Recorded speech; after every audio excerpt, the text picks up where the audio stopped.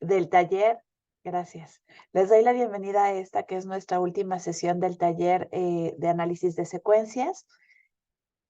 Para empezar, quisiera que recordáramos un poco, hiciéramos una recapitulación de lo que vimos el día de ayer. El día de ayer empezamos con una breve introducción a lo que era el análisis de secuencias. Contestamos 3 preguntas. ¿Qué es el análisis de secuencias sociales? ¿Cómo se desarrolla y para qué sirve? También hablamos un poco de la historia del análisis de secuencias. Yo les platicaba un poco qué era, de dónde provenía el análisis de secuencias sociales, que viene del análisis del ADN en biología y del análisis de cadenas de bits en las ciencias computacionales.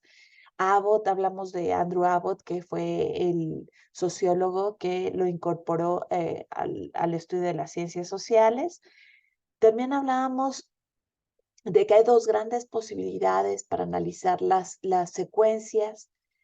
Una es el análisis de historia de eventos, que se va a centrar en un solo evento, que ha sido muy empleado para analizar las transiciones a la vida adulta, centrarse en la primera salida del sistema educativo, en la primera incorporación a los mercados de trabajo, centrarse también en el nacimiento del primer hijo o hija y centrarse también en la salida de casa de los padres, el dejar de corresidir con los padres. Eso es en cuanto al análisis de historia de eventos, pero también tenemos la otra posibilidad, que es la posibilidad en la que nos estamos introduciendo en este taller, que era analizar toda la secuencia por completo, de una forma holística, que es precisamente la propuesta que introduce Abbott al tratar de operacionalizar las historias de vida o las biografías, las narrativas como si fueran secuencias de estados y a partir de eso llevar a cabo su análisis. Y para llevar a cabo el análisis de historia de eventos, lo que vimos es que teníamos algunas definiciones, teníamos algunos conceptos que repasamos, vimos las secuencias, vimos cómo se conforman las secuencias y empezamos a ver algunas medidas que tenían que ver en relación a la secuencia. Hablamos de qué importante era tener un inicio, un fin, la longitud de la secuencia, calcular algunas probabilidades. Eso fue lo que vimos el día de ayer y nos quedamos justo íbamos a introducir lo que era el análisis de el método de alineación óptima, el OMA, el Optimal Matching Analysis, y dijimos que lo íbamos a ver el día de hoy para que pudiéramos eh, ya pasar al taller, a cómo lo implementamos en R. Entonces, ahora quisiera compartir con ustedes pues la presentación en donde nos quedamos el día de ayer. Entonces, permítanme que voy a compartir la pantalla. Muy bien. Justo nos quedamos en la parte medular, que era, en qué consistía la técnica de alineación óptima. Eso fue lo que vimos el día de ayer. Y bueno, mencionarles que como ya habíamos visto en la introducción, eh, la técnica de alineación óptima es un algoritmo que lo que tiene como objetivo es buscar patrones generalizados y se va a basar en la programación dinámica. Lo importante para la técnica del Optimal Matching Analysis es tener las secuencias en formato wide y secuencias con la misma longitud. Aquí lo que queremos es que ¿ustedes recuerdan cómo teníamos la información de la EDER? Que teníamos, para una persona tenemos todos los años vividos, todos los años de vida de esa persona, y luego tenemos la siguiente persona y todos sus años vividos, eso lo vimos cuando revisamos la base de datos ayer, y luego la tercera persona y todos sus años vividos. Esta técnica lo que necesita es que pasemos de ese formato en donde cada renglón posee los años vividos de las personas a un formato en donde tengamos la secuencia en las columnas tengamos cada uno de los años vividos de esas personas y que en los renglones queden cada una de las personas. Ahí va a haber, en cada renglón va a haber una persona y todas las columnas van a ser los años vividos y en ellos va a estar la secuencia, ¿no? La secuencia del fenómeno que queremos analizar. Y lo que va a hacer la técnica de alineación óptima es que ya que tenemos, bueno, acuérdense que era una primera parte que era muy importante es definir cómo vamos a codificar la secuencia, cómo vamos a pasar de la narrativa o de la biografía a una secuencia de estados que realmente puedan ser analizados a partir de esta técnica. Esa es la primera parte. La segunda es, ya que hemos decidido y que hemos conformado una variable con esa secuencia, ahora hay que pasar las secuencias de formato eh, a formato wide, de formato long a formato wide. Eso vamos a ver cómo se hace en R. Y ya que tengamos ese formato, pues vamos a tratar de comparar. Es importante recordar que las secuencias deben de tener la misma longitud y ya que tengamos este formato wide, lo que vamos a hacer es que se va a comparar, bueno, no, el programa lo va a hacer, la función que vamos a llamar lo va a hacer, va a comparar cada par de secuencias estado por estado para calcular las distancias métricas entre cada par de secuencias, las cuales se van a agrupar en una matriz de distancias. El cálculo de esas distancias métricas es definido por un costo mínimo que se obtiene a partir de diferentes operaciones. Tenemos 3 operaciones en total: la operación de reemplazo, la de inserción y la de sustracción. Esas, esas operaciones son las que se utilizan para transformar una secuencia en la comparación, una secuencia en la otra, y de esa forma se analiza cada par de secuencias. Es por eso que el proceso computacional lleva un poco de tiempo, porque comparar cada par de secuencias puede ser algo muy tardado. Las 3 operaciones que se utilizan son estas 3 que les decía: sustitución, borrado e inserción.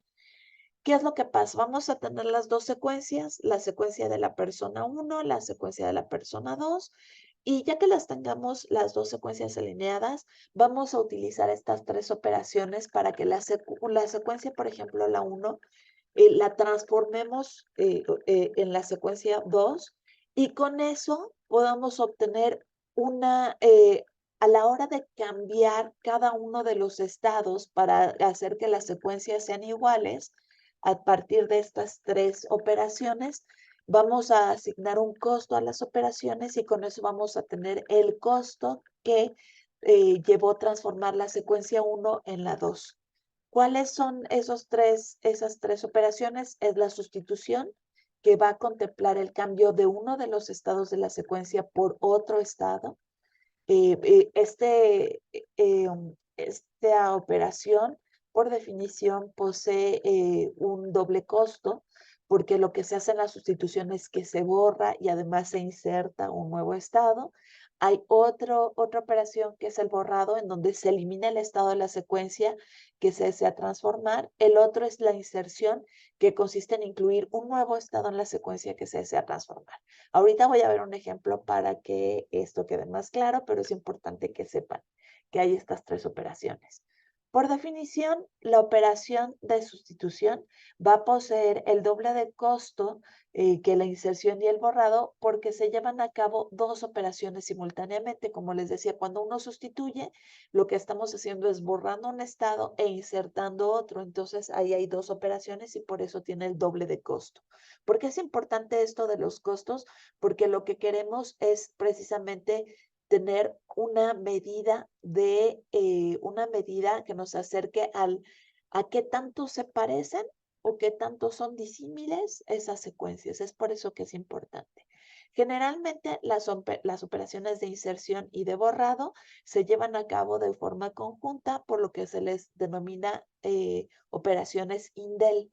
De insertion, deletion es indel, así se les denomina en la bibliografía que está en inglés. Y bueno, aquí les puse un ejemplo de dos secuencias. Lo que quiero es que aquí quede claro como qué tipo de operaciones se llevan a cabo y para que entendamos un poco cómo es esto de la comparación. Recuerdan que Loma, entonces dijimos que lo primero que va a hacer es tenemos que tener una codificación de la historia de vida la vamos a operacionalizar como una secuencia de estados. Acuérdense que como yo estoy enfocada en los mercados de trabajo, para mí, pues una trayectoria muy importante es la trayectoria de trabajo remunerado. Entonces, yo aquí lo que hice fue que transformé las secuencias de dos personas, la persona A y la persona B, que las consideré entre las edades 12, que es la edad de inicio, 16, que es la edad de término. Estas secuencias tienen el tamaño, la longitud de 5. Vean cómo ambas secuencias tienen la misma longitud. Eso es importante para la técnica de Loma. Y yo lo que hice fue que consideré solamente dos estados en la trayectoria laboral o en la trayectoria de trabajo remunerado. Considera el Estado no trabaja y el Estado trabaja. Esto es a cambio de una remuneración. Es la forma más simple y sencilla pues de codificar una de las trayectorias, que en este caso es la trayectoria laboral. De la trayectoria laboral solo tengo dos estados, no trabaja a cambio de remuneración y trabaja a cambio de remuneración. Y aquí tengo dos personas, la persona A y B. Aquí ya les estoy presentando las secuencias en forma wide, en formato wide. Vean cómo las edades ya no están renglón por renglón, sino que ya están como parte de las columnas. Y yo tengo dos estados en estas secuencias, el NT y el T. Ahora, ¿qué es lo que haría el análisis, el optimal matching para calcular, para tener una medida, una medición sobre la distancia, sobre qué tan similares o qué tan disímiles son estas dos secuencias, la secuencia A y la secuencia B? Lo que haríamos, lo que haría lo que hace el programa, que se los voy a platicar, es que dice, ok, tengo dos personas. Estas dos personas tienen el mismo estado en los 12 años, tienen el mismo estado a los 13 años. Eso no implica ningún cambio. Hasta ahí las secuencias son iguales, pero a partir de los 14 años hay estados diferentes. La secuencia A tiene tres estados, trabaja, y la secuencia B tiene los estados no trabaja, no trabaja y no trabaja. Por lo tanto, esas secuencias son diferentes, porque para que la secuencia A, bueno, voy a empezar con la B, para que la secuencia B fuera igual a la A, aquí tendría que cambiar por el estado trabaja. La edad 15 tendría que cambiar por el estado trabaja también, y en la edad 16 tendría que cambiar por el estado trabaja. De tal forma que ese cambio o esa sustitución, como veíamos dentro de las operaciones, pues va a hacer que la secuencia A y la secuencia B sean diferentes, al menos aquí en 3 unidades, ¿no? Si es que lo estamos considerando, si es que estamos poniendo un costo de sustitución de uno, entonces ahí el costo, suponiendo, para hacerlo más sencillo, aquí la diferencia entre estas dos secuencias sería 3, ¿no? Porque tuve que hacer 3 cambios para que la secuencia B se pareciera a la secuencia A. ¿Eso qué quiere decir? Que la secuencia A está separada en 3 unidades, ¿no? En 3 unidades, nada más vamos a dejarlo así, en 3 unidades de la secuencia B. Este ejercicio que hicimos con esta par de secuencias se realiza en la computadora con cada par de secuencias que hay en la base de datos, de tal forma que se compara la secuencia A con la B y se obtiene una medida que es 3, la secuencia A con la C y se obtiene otra medida. Como aquí no puse otra secuencia, no podemos saber, pero se obtiene otra medida. Y luego la secuencia A con la D, la A con la E, y así hasta ir uno de los pares de secuencias. Y luego compara la secuencia B con la secuencia C, la secuencia B con la secuencia D y así hasta terminar todas las secuencias. Y después la secuencia C con la D y la C con la E y así se va a ir cada par de secuencias. De tal forma que lo que nosotros tenemos a la hora de comparar esas secuencias es obtenemos una matriz de distancias, qué tanto se parecen o qué tanto son disímiles cada par de secuencias. Esa matriz de distancias es la que después vamos a realizar un análisis de conglomerados a partir de ella. Y ya que tengamos un análisis de conglomerados que nos permita tener una tipología con tipos que son homogéneos en el interior y heterogéneos entre las categorías, ya que tengamos esa tipología, lo que hacemos es que analizamos la pertenencia a cada una de las categorías o a cada uno de los tipos en esa tipología. Eso a grandes rasgos es un poco, con un ejercicio súper simple y súper sencillo, lo que haría la computadora a partir del método de alineación óptima. En realidad se llama método de alineación porque, como pueden ver, estamos haciendo que cada secuencia se alinee con otra, ¿no? Y comparamos pares de secuencias. Por eso se llama método de alineación. Y es óptimo porque estamos buscando la forma de compararlas, que sea hacer las transformaciones mínimas para que una secuencia se parezca a la otra. Y como pueden ver, es un algoritmo que busca la distancia mínima entre cada par de secuencias, ¿no? Aquí les puse la explicación que Forrest y Abbott nos plantean sobre todo esto. Es un poco la explicación del algoritmo. Eso lo presentan en un trabajo de 1986 que se llama Optimal Matching Methods for Historical Sequences. Y eso, ellos aquí lo que presentan es dos tablas, bueno, dos cuadros, un cuadro con los costos de sustitución, qué tanto bueno, ellos asignan un peso y dicen, bueno, el cambio, por ejemplo, en este caso de F1 a O1 va a tener un peso de 1, el caso de F1 a F1, pues como se podrán imaginar, es 0, la diagonal es 0, porque cambiar la secuencia A en la secuencia A, pues no implica ningún cambio, por eso la diagonal tiene ceros, pero sí se asigna un costo a todos los demás cambios entre cada par de secuencias. Y lo que observan en el cuadro 2 es un poco cómo se sigue la ruta óptima en este algoritmo para llegar de un punto al otro. Entonces, ahí los autores lo que nos hacen es que nos explican cómo se siguen las rutas óptimas para llegar, por ejemplo, de la secuencia F1 del estado F1 al estado O1, cómo se va cambiando para llegar, por ejemplo, al estado H1. Entonces, el seguimiento de esta matriz es realmente el proceso interno que sigue la computadora para poder desarrollar el método de alineación óptima. Eso nos lo presentan los autores.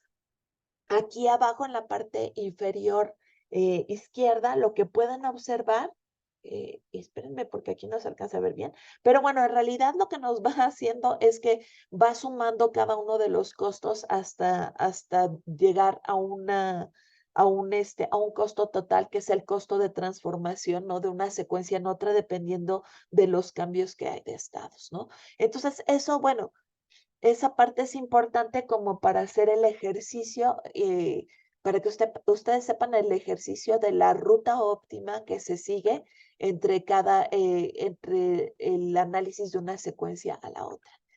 Y entonces lo que hace este método de alineación óptima es que por definición,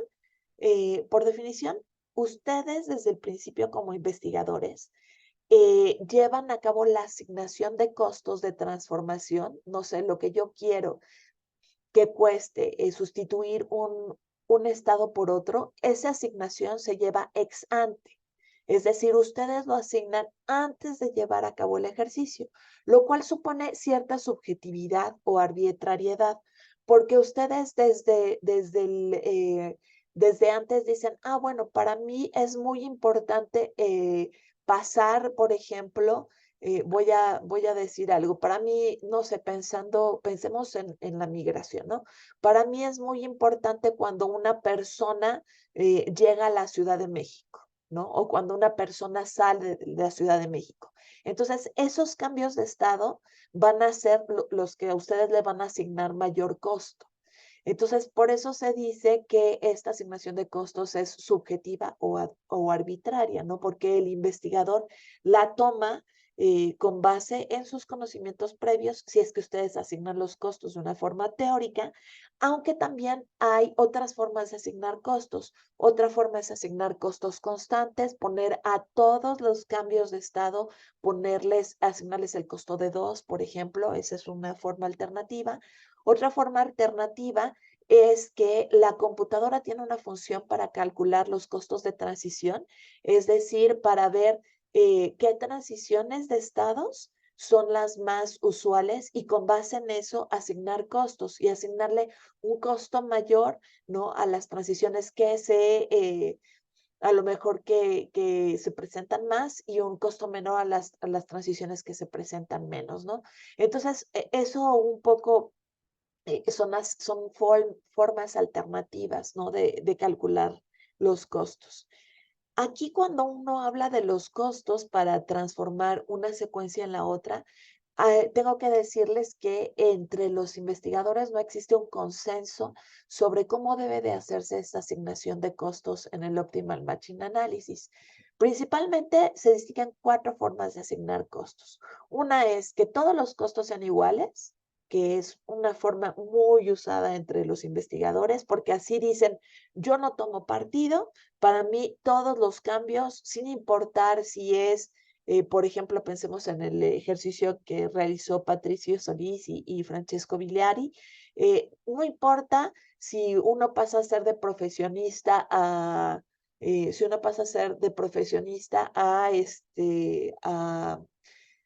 obrero, para mí va a tener el mismo costo que pasar de comerciante a profesionista. Entonces, esa es una forma de asignar los costos que no es arbitraria y se asignan costos constantes.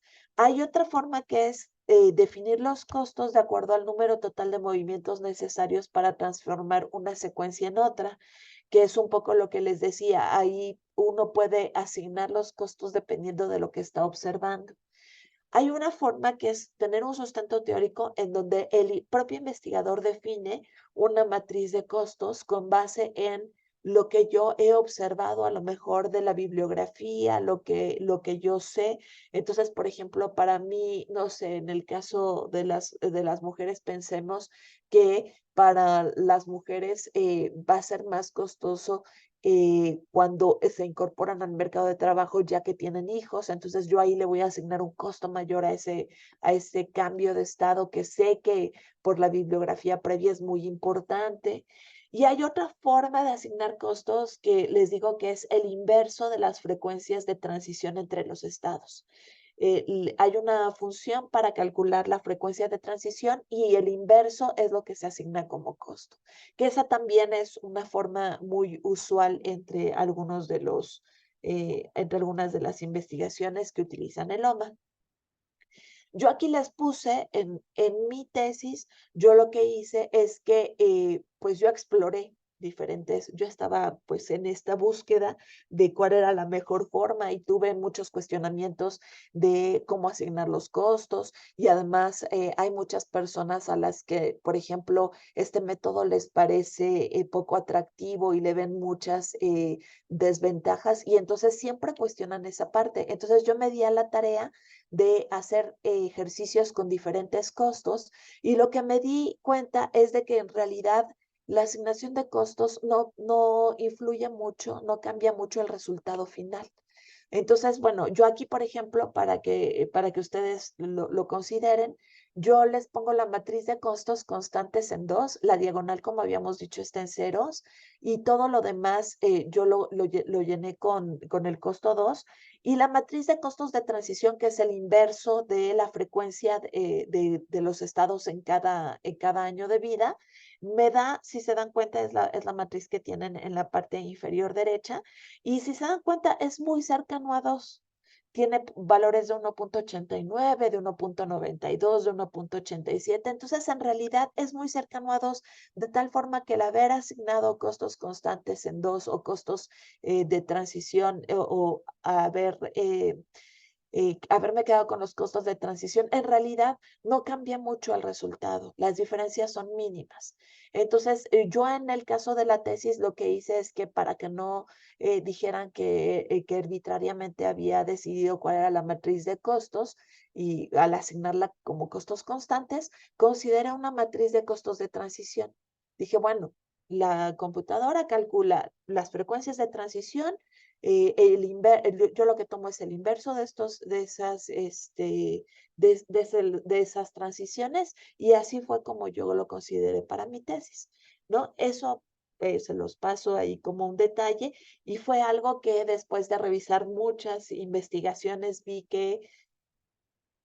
dos cosas. Una, que los autores que utilizan análisis de secuencias no se preocupan por la asignación de costos. Eso fue algo que yo llevé a muchos congresos y que le pregunté a muchos investigadores que ya tenían experiencia previa utilizando este tipo de técnicas, y me dijeron, esa no debe ser una preocupación para ti, ¿no? Lo que debe ser una preocupación para ti es cómo codificar bien la secuencia y la teoría que esté por detrás, que realmente la pregunta que te estás planteando realmente se pueda contestar a partir de un análisis de secuencias. Eso es como lo trascendental. La matriz de costos es lo que menos te debe de preocupar. No, eso fue lo que me dijeron. Entonces, bueno, se los transmito para que ustedes no se angustien si es que van a utilizar esta técnica y se planteen si costos constantes o costos de transición. No se preocupen, yo les sugiero utilizar costos de transición y les puedo decir que la diferencia entre los costos constantes no va a ser muy amplia, ¿no? Y también no les dicen que es arbitraria la asignación para que, pues, para que ustedes no tengan ninguna objeción, ¿no? A la hora de hacer sus investigaciones. Fíjense mejor que en qué pregunta están planteando, que realmente la respuesta a esa pregunta se pueda llevar a cabo a través de un análisis de secuencias por el método de alineación óptima, y que a la hora de codificar sus secuencias realmente sea una buena codificación, ¿no? Y bueno, en relación a eso, yo ahí lo que hice fue que pues me puse a leer muchas investigaciones para ver cómo eran las diferentes formas de codificación. Y por ejemplo, les quería mencionar, hay una investigación de Airserver y Brain de 1997, que ellos lo que hacen es que se centran en el trabajo remunerado. Bueno, se centran en tres fases o en tres dimensiones: la educación, el trabajo y la salida de la actividad. Y entonces ellos consideran algunos estados. Los estados son trabajo a tiempo completo, trabajo de cuidados, trabajo doméstico y trabajo de cuidados, trabajo a tiempo parcial, trabajo para las Fuerzas Armadas, el hecho de estar inserto en el sistema educativo y ya. Ahí estar en training, en estas pasantías, ¿no? Esto, por supuesto, que está muy enfocado en el contexto europeo, pero bueno, se los quiero comentar porque uno tiene que fijarse un poco en qué cosas se han hecho en otros ámbitos, cómo puedo yo, sobre todo cuando uno está empezando en este tipo de análisis, cómo puedo yo codificar mis propias biografías, cuál es la forma más adecuada. Entonces, pues dedíquense a ver muchos trabajos, a analizar cómo llevaron a cabo todas las codificaciones, qué tipo de costos utilizaron, si costos constantes y costos de transición. Eso es algo sumamente importante, ¿no? Para que ustedes lo tengan en cuenta. Y eso es algo que pues les va a quedar a ustedes para sus propias investigaciones. Este es un ejemplo ahora lo que quería pasar era con ejemplos de análisis de secuencias. Este ejemplo es un ejemplo que viene en la revista Coyuntura Demográfica, es el trabajo de Ana Escoto, que habla sobre la inserción laboral de las mujeres, y ella lo que hace es que utiliza la NOE y lo que hace es que considera 4 posibilidades en la inserción laboral: la ocupación, la desocupación, la disponibilidad y la no disponibilidad. Esa es una forma de categorizar. Si bien ella no utiliza el OMA para hacer su análisis, nada más nos presenta un análisis, nos presenta las secuencias y no utiliza un análisis de optimal matching, pues sí podemos ver que ella aquí tiene como estas gráficas, ¿no? Que son muy atractivas, en donde se ven las secuencias. Por ejemplo, las personas que están ocupadas en los 5 trimestres que da seguimiento a la NOE, y ella les asigna el nombre de estable. Tienen otras personas que en algunos momentos aparecen como disponibles, en otros momentos como no disponibles y en otros momentos desocupadas, y ahí ella le nombra a este grupo parcial. Tiene otra opción en donde lo que más sobresale de las secuencias es la no disponibilidad. Tiene otro más que lo que sale es la disponibilidad, digo, la no ocupación, y después la no disponibilidad. Entonces vean cómo, cómo a partir de, pues ella, por ejemplo, no utiliza el OMA, pero como hay una forma, ¿no? De poder también tener las secuencias y de hacer una clasificación, ¿no?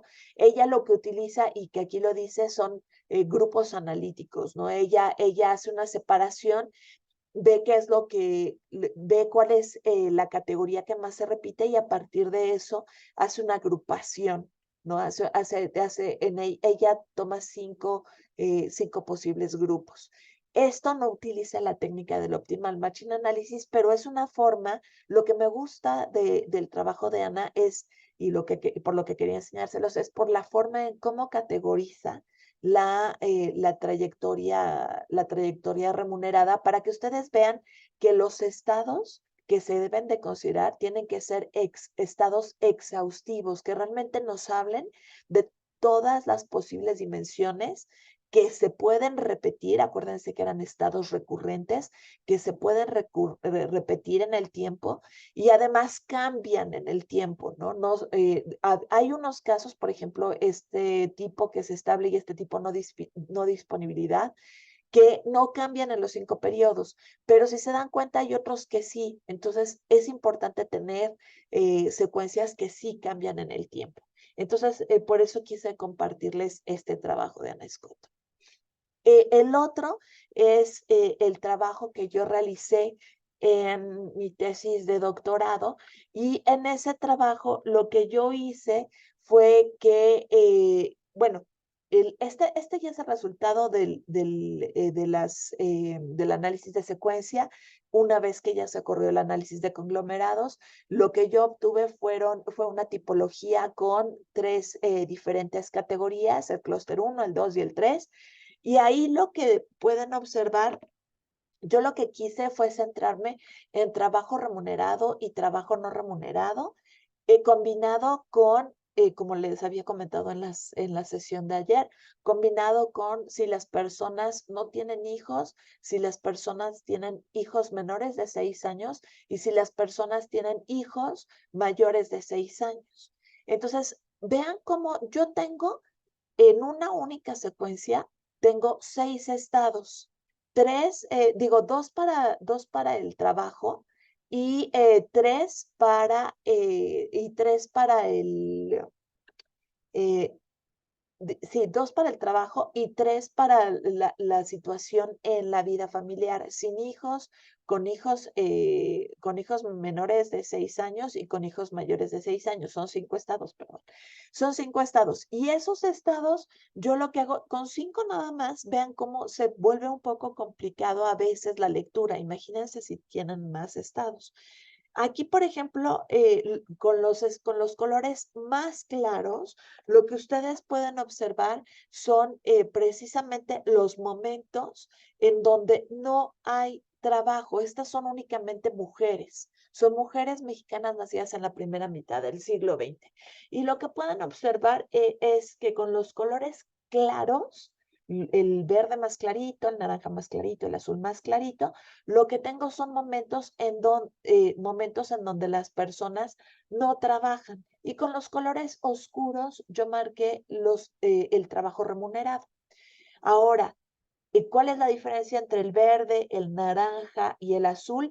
El verde me va a hablar de los momentos sin hijos, el naranja y rojo con los momentos con hijos menores de 6 años, y el azul clarito y fuerte, que es claro cuando no hay trabajo remunerado y es azul fuerte cuando hay trabajo remunerado, me va a hablar de los momentos cuando hay hijos mayores de 6 años. Les digo, son poquitos estados y de todas formas se vuelve a veces un poco complicada transmitir cómo se conforman las secuencias y luego también analizar los resultados. Lo que quiero que observen es que algo que, pues, para mí en este caso me salieron 3 grupos muy bien diferenciados. En el primer grupo, yo lo que tengo son el grupo de mujeres que, como ustedes pueden ver, los colores prácticamente son claritos, ¿no? En los 3, tanto en el verde como en el naranja como en el azul, tiene ahí por ahí unos pedacitos más oscuros, pero en realidad lo que sobresale son los colores claros. Esas mujeres, este conjunto de mujeres que es el más amplio, son 543 secuencias, es el grupo de mujeres que se caracteriza por dedicarse al trabajo de cuidados no remunerado. No tienen trabajo remunerado o trabajo para el mercado.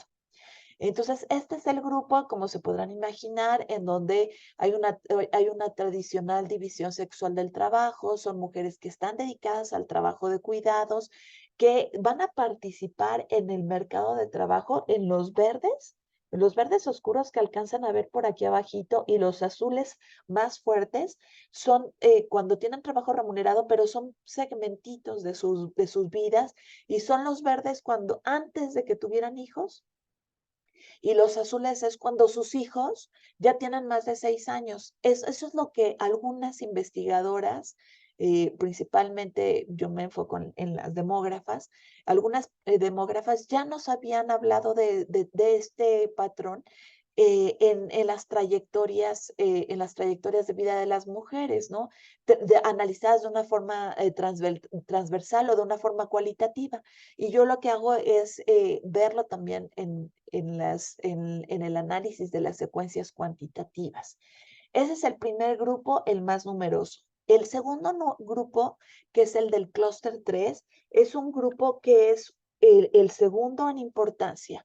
Y ahí lo que observamos es una heterogeneidad es una heterogeneidad de experiencias, pero en donde lo que más se observa es que están estos colores fuertes. Ya vieron, casi siempre hay verdes fuertes o rojos o azul fuerte, porque estas mujeres se incorporaron al mercado de trabajo remunerado a cambio de una remuneración. Eso es lo que sobresale en ese grupo. Esas son categorías que si bien es una proporción menor, son mujeres que se están incorporando a los mercados de trabajo. Y bueno, cuando yo hago, después de analizar estos clústeres, cuando yo hago un análisis de regresión logística, que era el siguiente paso, y que antes del análisis de regresión logística hice un análisis de correspondencias múltiples para ver cómo se agrupaban esos clústeres, ahí lo que encuentro es que pues estas mujeres son de una generación más reciente, ¿no? Son mujeres que tienen una mayor escolaridad, que además tienen una ocupación, que tienen padres que tienen una ocupación no manual. Entonces, bueno, que son precisamente las mujeres que priorizan el trabajo remunerado, que son este grupo, ¿no? Que les estoy enseñando aquí en el análisis de correspondencias múltiples, en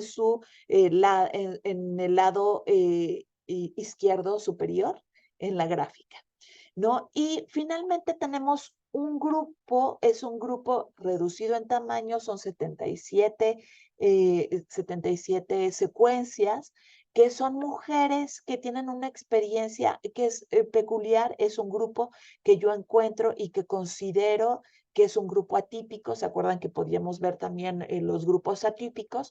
Y yo lo considero atípico porque son mujeres que en un país como México, que tradicionalmente le da mucho peso a la unión y a la maternidad de las mujeres, o bueno, hasta cierto punto, históricamente así se ha hecho, en ese contexto, estas mujeres lo que hacen es que aplazan la llegada de la familia.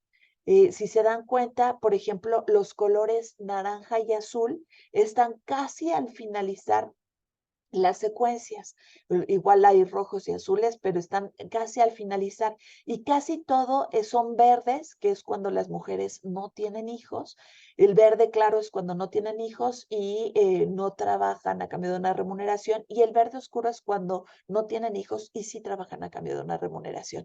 Entonces también nos permite ver estos grupos atípicos. Y bueno, aquí en el análisis de correspondencias múltiples lo puse acá, ¿no? Es el grupo que está en su esquina inferior izquierda. Entonces, bueno, un poco para platicarles qué es lo que se puede hacer, cuáles son las posibilidades de este análisis y cómo lo puede uno llegar como a interpretar, ¿no? Dependiendo de los resultados. Estas son mis trayectorias previas al análisis de alineación óptima. Aquí, bueno, perdón, no son las mías, son unas que vamos a sacar ahora, que son con el trabajo remunerado y el trabajo no remunerado nada más. Vean cómo al principio, por supuesto, en los primeros años de vida, pues no hay trabajo remunerado. Ahí, por supuesto, habría que revisarlo, pero se asume que las personas están en el sistema educativo o podrían dedicarse al trabajo de cuidados, ¿no? Que es lo que se ha visto en la bibliografía de los jóvenes que no estudian y no están incorporados al trabajo. Y después, pues ya empiezan a haber incorporaciones en el trabajo remunerado, ¿no? Esto es un poco lo que vamos a analizar también nosotros ahora que vayamos a R, antes de llevar a cabo como parte del análisis de conglomerados o del clúster análisis, pues tendrán un dendrograma en donde ustedes tendrán que tomar la decisión de con cuántos grupos se quedan. En este caso, una decisión visual es que nos podríamos quedar con dos grupos, ¿no? Hacer un corte y quedarnos con dos grupos que son visualmente el dendrograma nos deja ver que nos podríamos quedar con dos grupos si solo consideramos trabajo y no trabajo. También podemos obtener este tipo de gráficas con la frecuencia de las trayectorias, lo más importante, qué es lo que observamos. Y bueno, antes de pasar a R, lo que quisiera es decirles, aquí les recordé que hay 3 libros para que ustedes observen como las posibilidades de trabajo con la encuesta demográfica retrospectiva desde un enfoque longitudinal. Está la EDER de 1998 y su libro que nos pasó amablemente Gaby en la sesión del martes, creo. Está la EDER 2011, en donde junto con unos colegas realizamos un trabajo ya de análisis de secuencias. En este libro no van a encontrar ningún trabajo con esta técnica, pero en este libro nosotros incorporamos ya esta técnica. Y también está un libro más reciente sobre la EDER 2017 y en ese libro sí hay por ahí algunas investigaciones que realizan análisis de secuencias. Entonces, para que lo tengan ahí en mente. Y bueno, antes de, eso era para finalizar, pero antes de continuar con R, quisiera hacer un alto y preguntarles si hasta aquí alguien